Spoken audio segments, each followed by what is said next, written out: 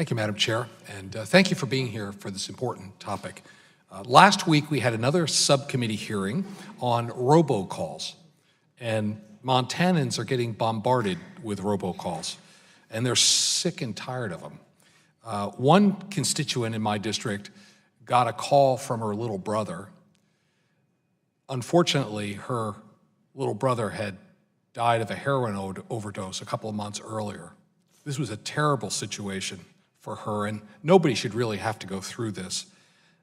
This has to end. I'm just curious, Mr. Chairman, what is the Commission doing to stop robocalls like these? Yeah, thank you for that question. First of all, this is an issue for domestic tranquility in my own household. This is, to me, this was when I was coming into office. This was probably the most important thing, at least that my wife was telling me about. And then lots of other people too, and it's such an incredible inconvenience. And worse than that, it's not just an inconvenience, it often leads to fraud.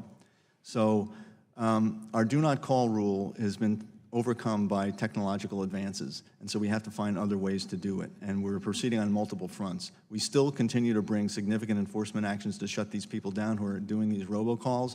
We coordinate with the FCC.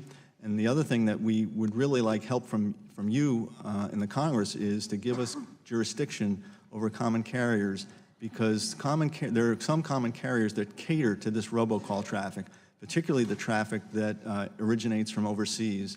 And if we had the ability to go after these common carriers, we could, I think, put a significant dent in these robocalls.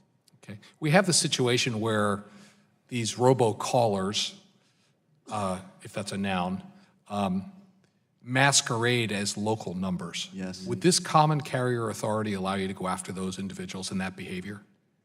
Yes, in the sense that we could identify the carriers that are facilitating the robocallers and just stop them from, like in the case of the foreign ones, stop them from entering the U.S. telephone network at the outset. Okay. Can I just jump in there, Congressman, and add that Yes, Commissioner. I think the chairman referenced how technological innovations have overtaken us, and you mentioned this neighborhood spoofing problem. I think it's also worth Congress considering whether not just enforcement should be applicable to common carriers, but whether there should be more onus placed on the cell phone carriers in the first place and more responsibility placed on them to stop some of this traffic that goes over their networks. I think in the first instance, even before you consider the enforcement on the back end. Okay.